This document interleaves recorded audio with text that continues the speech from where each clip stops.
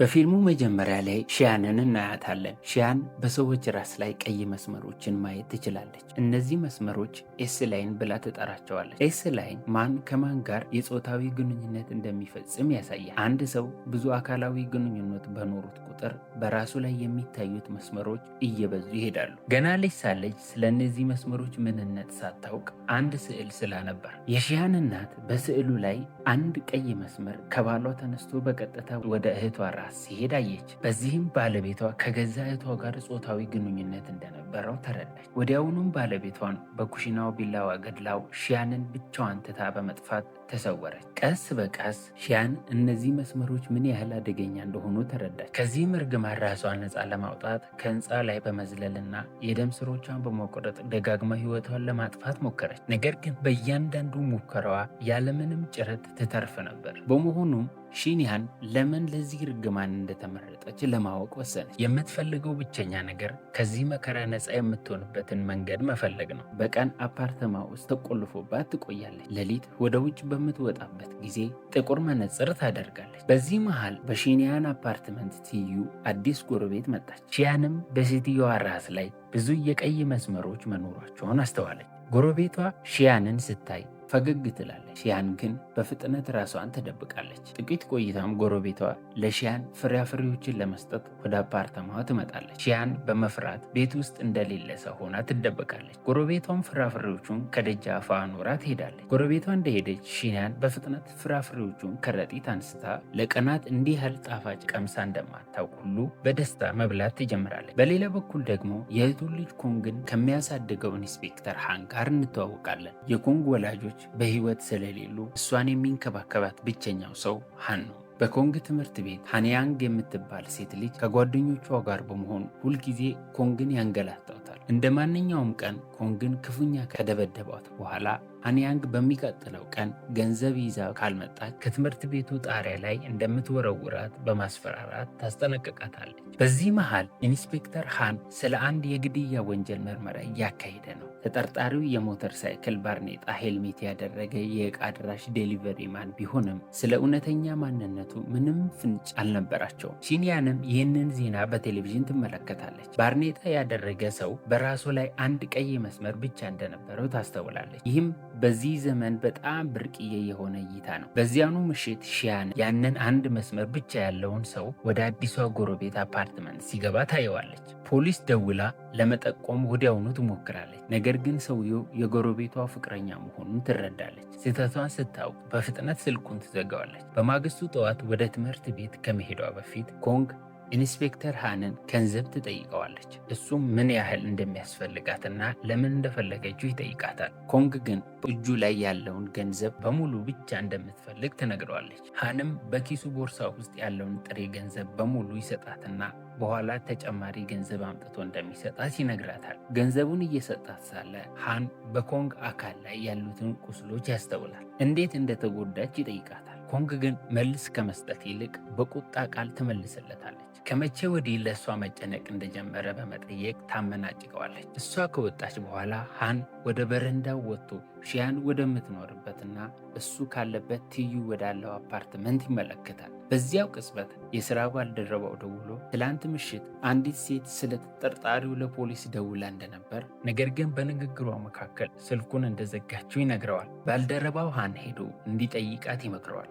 ሴትየዋም በትክክል እሱ ካለበት አፓርትመንት ትይዩ መሆኑን ይገልጽለታል። ስልኩ እንደተዘጋ ሃን ወደ ሺያን አፓርትመንት በመሄድ የበር ደውል ይደውላል። ሺያን በበሩ አይን ቀዳዳ በኩል ኢንስፔክተር ሃን ውጭ ቆሞ ታየዋለች። በራሱ ላይ እጅግ በጣም ብዙ ቀይ መስመሮች ነበሩ። ከዚህ ቀደም አይታ ከምታውቀው በላይ እጅግ በጣም ብዙ ነበሩ። ሃን በሩን ደጋግሞ እያንኳኳ ቢጠራም ሺያን ግን መልስ አልሰጠችውም። በዚያው ቅጽበት በአቅራቢያው የሚያልፍ አንድ ሰው ሺያን በጭራሽ ወደ ውጭ ስለማትወጣ በሩን ማንኳኳቱ ምንም ፋይዳ እንደሌለው ለሃን ይነግረዋል። ሃን በድጋሚ በማንኳኳት ስለ ሰውየው የምታውቀው ነገር ብትነግረው ለፖሊስ ትልቅ እርዳታ እንደሚሆን በመግለጽ ይጣራል። ከጥቂት ቆይታ በኋላ ሺንያን በሩን በትንሹ ከፈት አድርጋ ለፖሊስ የደወለችው በስህተት እንደነበረ ትገልጻለች። ኢንስፔክተር ሃን ሺያንን ሲያያት ገና እንደ ልጅ እንደምትመስል ይረዳል። ስለ ወላጆቿ መጠየቅ ሲጀምር ግን ንግግሩን ሳይጨርስ ሺያን በፍጥነት በሩን ትዘጋለች። በዚያኑ ምሽት ሺያን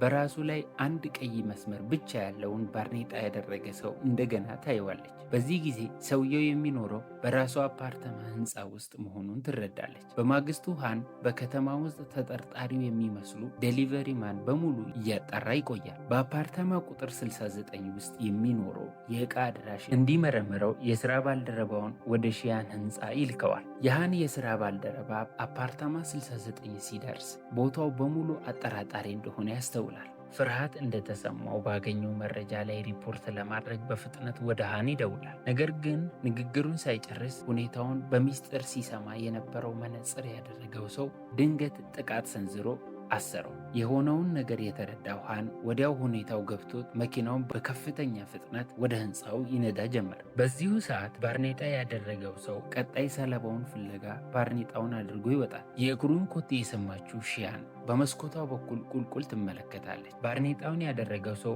በቀጥታ ወደ አዲሷ ጎረቤት አፓርትመንት እያመራ መሆኑን ታያለች። ሺያን ለፖሊስ ለመደወል ብትፈልግም የስልኳ ባትሪ አልቆ ጠፍቶ ነበር። ጎረቤቷን ለመርዳት ቢላዋን ይዛ በስተጀርባ ትከተለው ጀመር። በእውነቱ ግን ልክ እንደ ሺያን ያህል ሁሉ ባርኔጣውን ያደረገው ሰው ቀይ መስመሮችን የማየት ችሎታ ነበረው። በጎረቤቷ ራስ ላይ ያሉትን ቁጥር የሌላቸውን መስመሮች ሲያይ በከፍተኛ ንዴት ተሞልቶ አንቆ ሊገድላት ይሞክራል። በዚያውኑ ቅጽበት ሺያን ጎረቤቷን ለማዳን ትደርሳለች። ነገር ግን አጥቂው ቀደም ብላ ያየችው ፍቅረኛ መሆኑን ትረዳለች። ሺያን በድንጋጤ በረዶ ትሆናለች። ልትወጋውም አልጨከነች። ይልቁንም ሰውየው ቢላዋውን ከእጇ ቀምቶ እሷኑ ይወጋታል። በዚህ መሃል ኢንስፔክተር ሃን ወደ አፓርትመንት ህንፃ ይደርሳል። ወደ ላይ የወጣ ሳለ የሺያን በር ተከፍቶ ያገኘዋል። እግረ መንገዱንም ወደ ውስጥ ይገባል። በውስጡም ሺያን የሆነ ነገር ትፈልግ እንደነበረ የሚያሳይ ምልክት ያያል። ከዚያም አይኖቹ ወደ መስኮቱ ሲያመሩ ገዳዩ ሴትየዋን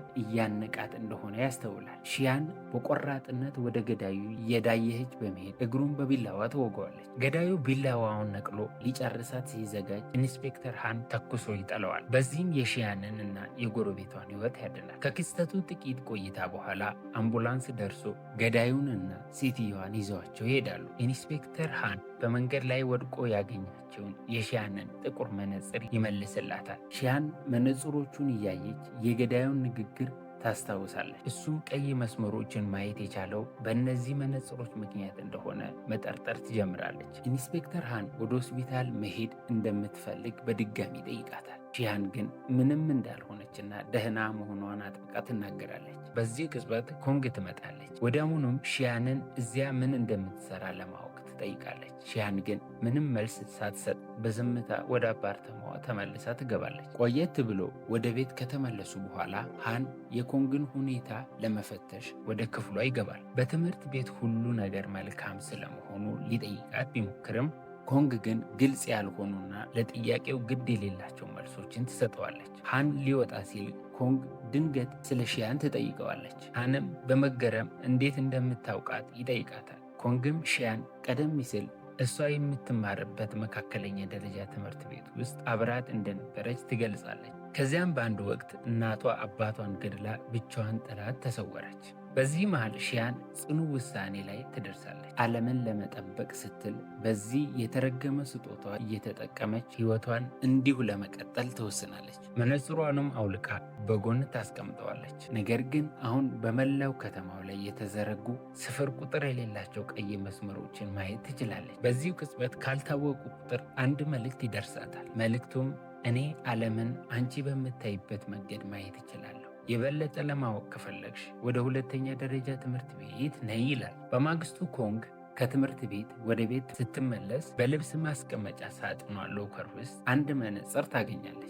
ለጥቂት ጊዜ ካመነታች በኋላ አንስታ ወደ ቤቷ ይዛ ትሄዳለች። ቤት እንደደረሰችም መነጽሮቹን አድርጋ በመስታወት ራሷን ትመለከታለች። የሚገርመው ግን በራሷ ላይ አንድ ቀይ መስመር ታያለች። በዚያው ቅጽበት የቀይ መስመሮቹ ትርጉም ምን እንደሆነ አልገባትም ነበር። በዚህ መሃል ሃን ከቢሮ ወደ ቤት ይመጣል። ኮንግ ወደ እሱ ትሮጣለች። ነገር ግን በሃን ራስ ላይ ያሉትን ስፍር ቁጥር የሌላቸውን መስመሮች ስታይ በፍርሃት ጮኸች። ኮንግ ወዲያውኑ የቤት ጫማ አድርጋ ከቤት ትወጣለች። ሃን እሷ ስትወጣ በድንጋጤ ቆሞ ይመለከታል። ወደ ውጭ እንደወጣችም ኮንግ በገበያ ውስጥ ያሉትን ሰዎች ትመለከታለች። ቀስ በቀስ እነዚህ መስመሮች የጾታዊ ግንኙነት የሚያመለክቱ እየተመለከቱ መሆናቸውን ትረዳለች። በማግስቱ ወደ ትምህርት ቤት ስትሄድ ኮንግ በጣም በደስታ ስሜት ውስጥ ነበረች። በሁሉም ሰው ራስ ላይ ቀይ መስመሮችን ማየት ትችል ነበር። በሃያንግ ራስ ላይ 2 መስመሮችን አስተዋለች። ከነዚህም አንዱ በትምህርት ቤት ውስጥ ወደ ሆነበት ቦታ ይዘረጋል። ኮንግ በጉጉት መስመሩን ተከትላ ስትሄድ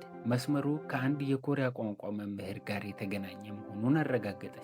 ይህንን ስታይ ኮንግ ልክ የድብቅ ሀብት ቁልፍ እንዳገኘች ሁሉ ፈገግ አለች። በዚህ መሃል ሺንያንም ወደ ትምህርት ቤት ተመለሰች። አንድ መምህር ሺያንን ለክፍል ተማሪዎቹ ያስተዋውቃል። ከትውውቁ በኋላ ወደ መቀመጫዋ ሄዳ ትቀመጣለች። በሌላ በኩል ደግሞ ሃንያን ባርኔጣ ያደረገው ገዳይ ሁልጊዜ መነጽር ያደርግ እንደነበረ ያስታውሳል። ሆኖም ግን በሰውየው ንብረቶች መካከል ምንም አይነት መነጽር አልተገኘም ነበር። ሃን ጥርጣሬውን ለማጣራት ወደ ኮንግ ትምህርት ቤት ይሄዳል። ምክንያቱም ያ ባርኔጣ ያደረገው ገዳይ በዚህ ትምህርት ቤት ውስጥ ያስተምር የነበረ መምህር መሆኑን ተረድቷል። ኢንስፔክተር ሃን መምህር ጉጂንን ያገኛታል። እሷም ስላወቀችው የኮንግ አባት መሆኑን ትጠይቀዋለች። ሃንም የኮንግ ወላጅ በሕይወት ስለሌሉ አጎቷ መሆኑን ያስረዳታል። ጉጂን የመጣው ስለ ኮንግ ጉዳይ ለመነጋገር መስሏት ነበር። ነገር ግን ሃን የመጣው ስለ አንድ የግድያ ወንጀል ጉዳይ መሆኑን ያብራራላታል። ባለፈው ዓመት በዚህ ትምህርት ቤት ውስጥ የሂሳብ መምህር የነበረ ሰው ተከታታይ ነፍሰ ገዳይ ሆኖ እንደነበርና ከፖሊስ ጋር በነበረው ግጭት መገደሉን ይነግራታል። ጉጂንም ወዲያውኑ መምህሩን ማን እንደሆነ ለይታ አወቀች። ሃን አክሎም መምህር ንብረቶቹ መካከል መነጽር እንዳልነበረ ይነግራታል። ጉጂንም ያ መምህር መነጽር አድርጎ አይታው እንደማታውቅ ታረጋግጣለች። በዚህ መሃል ሃንያንግ በኮንግ ላይ እጇን ልታነሳ ስትል፣ በዚህ ጊዜ ግን ኮንግ የእጅ አንጓን ትይዛለች። አሁን ደግሞ አንቺ የምትፈሪበት ተራ ደርሷል በማለት ታስፈራራታለች። ሁለቱ እየተከራከሩ ሳለ ሺንያን በድንገት ጣልቃ ትገባል። የሃንያንግን አንገት ይዛ ወደ ህንፃው ጠርዝ እየጎተተቻት ትወስዳታለች። ካስፈለገም አብራት እንደምትዘል በመዛት ታስፈራራታለች። ሃንያንግም ክፉኛ በመደንገጥ ዳግመኛ እንደማትነቃት ቃል ትገባለች። በኋላ ላይ ኮንግ ለሺያንግ የእሷ እርዳታ እንደማያስፈልጋት ትነግራታለች። ራሷን መከላከል እንደምትችል ትገልጽላታለች።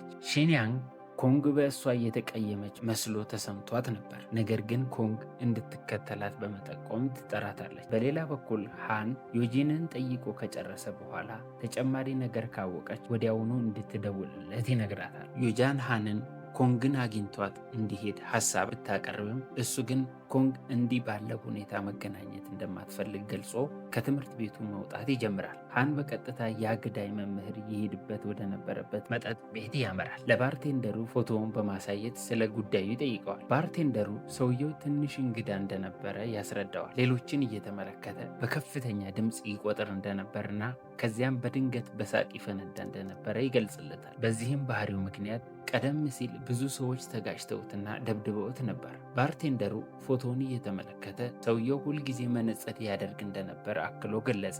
ምንም እንኳን በዚህ ፎቶ ላይ ባያደርግም ኢንስፔክተር ሃን መረጃዎቹን በሙሉ በማስታወሻው ደብተሩ ላይ ካሰፈረ በኋላ ከመጠጥ ቤቱ ይወጣል። በዚህ መሃል ኮንግ የኮሪያ ቋንቋ መምህሩ ለመገናኘት የምትሄደውን ሃንያንግን ትከተላታለች። እንደተገናኙም ኮንግ በስልኳ በዝምታ ፎቶ ታነሳቸዋለች። መምህሩ ሃንያንግን ይዞ ወደ ሆቴል ክፍል ይገባል። ኮንግ ፎቶውን ለሃንያንግ ትልክላታለች። ሃንያንግም ፎቶውን ስታይ በትንሹ ትደነግጣለች። ሆኖም ግን ለመምህሩ ስለ ጉዳዩ ምንም አልነገረችውም። ሃንያንግ መምህሩን አንድ ሰው ስለ እኛ ቢያውቅ ምን ታደርጋለህ ስትል ትጠይቀዋለች። መምህሩም አብሯት ሊጠፋ እንደሚችል ይመልስላታል። በማግስቱ ኮንግ ፎቶውን ለኮሪያ ቋንቋ መምህሩ በመላክ 20 ሚሊዮን ዩዎን እንዲሰጣት ትጠይቀዋለች። ገንዘቡን ካልከፈለ ፎቶውን በኢንተርኔት እንደምትለቅበት ትዝታለች። ቆየት ብሎም ኮንግ ለሺያን ከዚህ ቦታ ለዘላለም መጥፋት እንደምትፈልግ ትነግራታለች። አጎቷ ሃን በጭራሽ እንደማይጨነቅላት ይሰማታል። ሺያንም ቢያንስ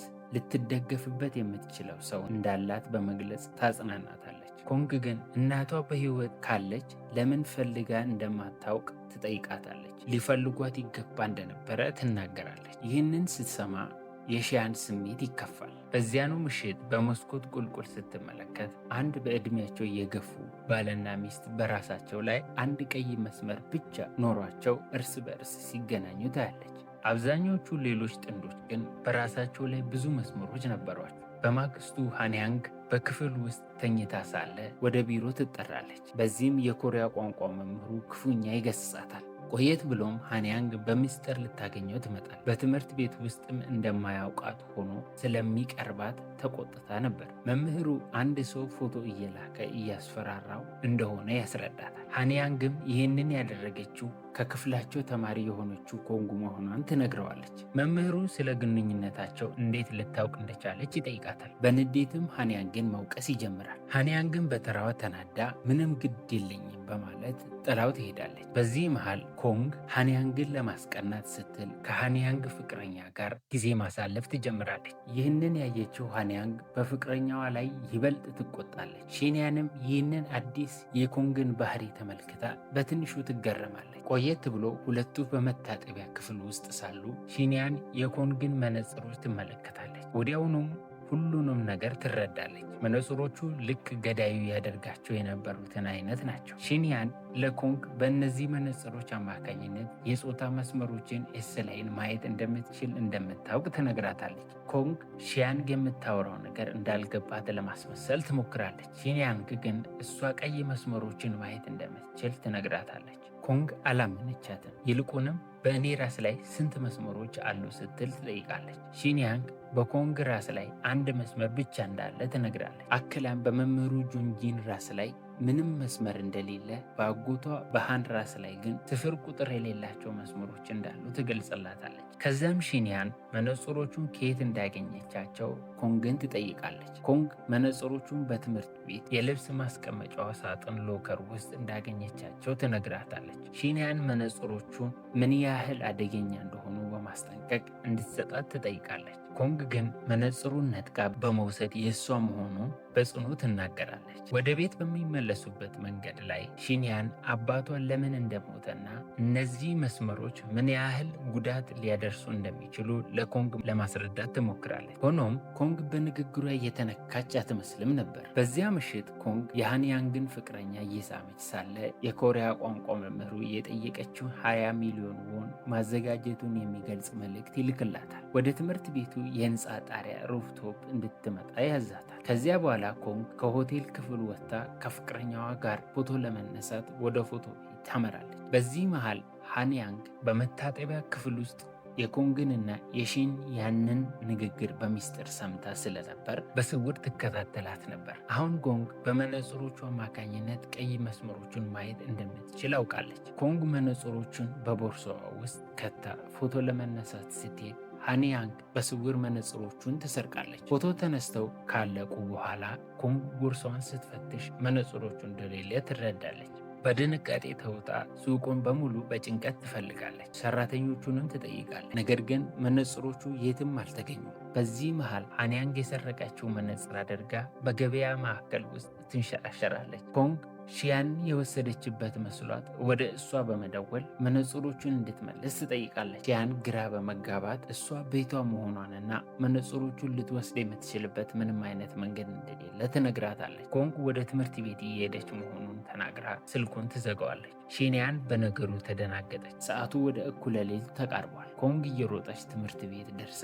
በፍጥነት ወደ ህንፃው ጣሪያ ወጣች። የኮሪያ ቋንቋ መምህሩ ስትመጣ ያያት ሰው መኖሩን ጠየቃት። ኮንግ ግን ወዲያውኑ ገንዘቡን እንዲሰጣት ጠየቀችው። መምህሩ አንድ ልጅ እንዳለውና ሌላም በመንገድ ላይ እርጉዝ ሚስት እንዳለችው በመግለጽ ይለምናት ጀመር። ከትምህርት ቤት ቢባረር ልጆቹን እንዴት እንደሚያሳድግ እንደሚጨነቅ ነገራት። በተጨማሪም ለአንድ መምህር በዚያን ያክል 20 ሚሊዮን ዎን ማዘጋጀት ቀላል እንዳልሆነ አስረዳት። ኮንግ ግን ሃንያንግ ትበድላትና ታዋክባት እንደነበር ሁልጊዜም እንደሚያውቅ፣ ነገር ግን የሃንያንግ ወላጆች ባለስልጣናት ስለሆኑ ማንም ምንም እንዳላደረገ አስታወሰች። በዚያው ቅጽበት መምህሩ ከሚስቱ መልእክት ይደርሰዋል። ሚስቱ ፎቶውን አይተዋል። መምህሩ በንዴት እየጮኸ ለምን ፎቶውን ለሚስቱ እንደላከች ኮንግን ይጠይቃታል። ኮንግ ግን ፎቶውን እንዳላከችው ወዲያውኑ ትከራከራለች። በዚህ መሃል ሺንያንም ወደ ትምህርት ቤት ትፈጥናለች። እዚያም አንድ ሰው ከህንፃው ላይ ሲወድቅ ታያለች። በራሱ ላይ ያለው ቀይ መስመር ስትመለከት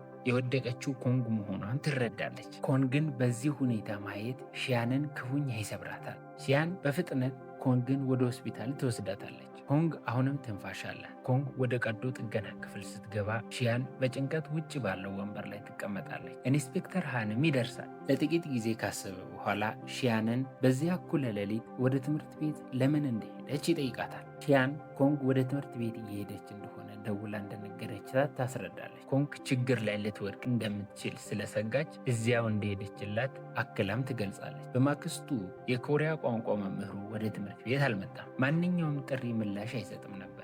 ሺያን ሃንያንግንም ከክፍል መቅረቷን ታስተውላለች። በዚህ መሃል ኮንግ ራሷን ስታ ኮማ ውስጥ ሆና ትቆያለች። ሺንያንም በትምህርት ቤቱ ህንፃ አጠገብ ቆማ ቁልቁል እየተመለከተች በሐሳብ ትዋጣለች። በዚሁ ቅጽበት አንዲት የክፍል ጓደኛዋ ቀርባ ኮንግ እንዲህ ያለ እርምጃ ራሷን የማጥፋት ሙከራ በፍጹም እንደማትወስድ ትነግራታለች። ኮንግ ደካማ እንዳልሆነችና ሃንያንግም ወደ ትምህርት ቤት አለመምጣቷ የሚገርም እንደሆነ አክላ ትገልጻለች። ሺንያን በጓደኛዋ ንግግር ጥንካሬ ታገኛለች። ሺንያን አንድ ወንድ ልጅ አስተውላ ታስቆመዋለች። መነጽሮቹን ለመፈተሽ አውልቃ ትመለከታለች። መነጽሮቹ ተራ መደበኛ መሆናቸውን ካረጋገጠች በኋላ ትመልስለታለች። በዚህ መሃል በመምህራን ክፍል ውስጥ የእንግሊዝኛ ቋንቋ መምህሩ ጁንግዎ በጠረጴዛው ላይ አንድ መነጽር ያገኛል። ስለ መነጽሮቹ ጁንን ይጠይቃታል። ጁኑም መነጽሮቹን ከመረመረች በኋላ የየትኛውም የትምህርት ቤቱ ሰራተኛ እንዳልሆነ ታረጋግጣለች። ጁንግዎ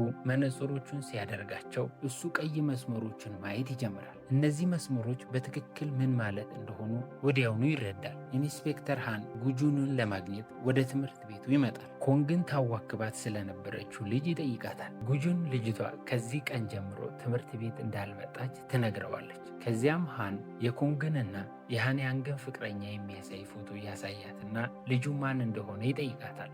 ጉጁንም ሃንን ወደ ልጁ ትወስደዋለች። የሃንያንግ ፍቅረኛ ከኮንግ ጋር ተሳስመው እንደነበር ለሃን እውነቱን ይነግረዋል። አብረው ወደ ፎቶ ቤት ሄደው እንደነበር፣ ነገር ግን ከሱቁ ከወጡ በኋላ ኮንግ አንዱ ንብረቷ እንደጠፋባትና ተበሳጭታ ለብቻዋን እንደሄደች ያስረዳዋል። ከዚያ በኋላ ሃን የፎቶ ቤቱን የደህንነት ካሜራ ሲሲቲቪ ምስል ይፈትሻል። ኮንግና ልጁ ፎቶ በመነሳት ላይ ሳሉ ሃንያንግ በስውር ገብታ ከኮንግ ቦርሳ ውስጥ አንድ ነገር ስታወጣ ያያል። በሚቀጥለው ምስል ላይ ደግሞ ሃንያንግ አንድ መነጽር አድርጋ ትታያለች። ሆኖም ሃን የዚህን ትርጉም አሁንም ሙሉ በሙሉ አልተረዳውም። በዚህ መሃል ጁንዎ የእህቱን ቤት ለመጠየቅ በሄደበት ወቅት የአማቹ ራስ በብዙ ቀይ መስመሮች ተሸፍኖ ይመለከታል። ሁለቱ በሊፍት ወደ ታች ሲወርዱ ጁንዎ አንድን መስመር በቀጥታ ወደ 4ኛ ፎቅ እንደሚወስድ ያስተውላል። ይህንን ሁኔታ ለእህቱ ደህንነት ክፉኛ እንዲሰጋ ያደርገዋል። በሌላ በኩል የሃን የበላይ መኮንን የኮንግን ጉዳይ ራስን ማጥፋት ወንጀል አድርጎ ሊዘጋው ይፈልጋል። ሃን ግን በዚህ ሐሳብ አይስማማ። ኮንግ በፍጹም ራሷን የምታጠፋ አይነት ሰው እንዳልሆነች በጽኑ ያምናል። በማግስቱ ግን በመላው ትምህርት ቤት ውስጥ አንድ አስደንጋጭ ቅሌት መነጋገሪያ ይሆናል። የኮሪያ ቋንቋ መምህሩ ከሃንያንግ ጋር ያለበትን ፎቶ በሰፊው ይሰራጫል። ነገር ግን ፎቶውን የለቀቀው ራሱ መምህሩ ነበር። ብዙም ሳይቆይ መምህሩ የራሱን ሕይወት ያጠፋል። ፖሊሶቹም በኋላ ላይ አስክሬኑን ከመኪናው ውስጥ ከነኑዛዜው ደብዳቤ ጋር ያገኙታል። በደብዳቤው ላይ መምህሩ ከሃንያንግ ጋር መገናኘት እንደሌለበት በመጥቀስ ጥፋቱን ያምናል። በዚህ መሃል ጁንጂ ሺያንን ከጓደኛዋ ጁንሴን ጋር ታስተዋውቃታለች። ሶስቱም አብረው ጊዜ ማሳለፍ ይጀምራሉ። ኢንስፔክተር ሃን ሺያንን ከትምህርት ቤት ሊወስዳት ይመጣል። በመንገድ ላይ ሳሉም ለምን ሆስፒታል ሄዳ ኮንግን እንዳልጠየቀቻት ይጠይቃታል።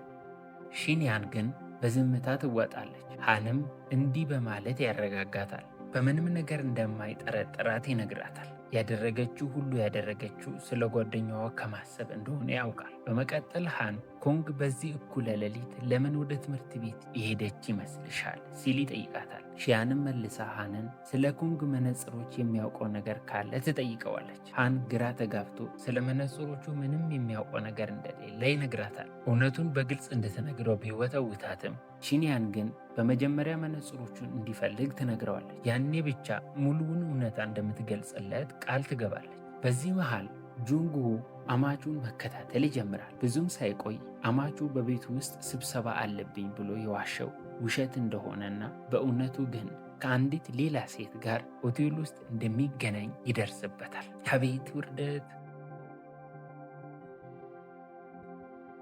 የመለቃቸው ቪዲዮዎች የሚመቻችሁ ከሆነ ላይክ፣ ሼር፣ ሰብስክራይብ በማድረግ ቤተሰብ ይሁኑ።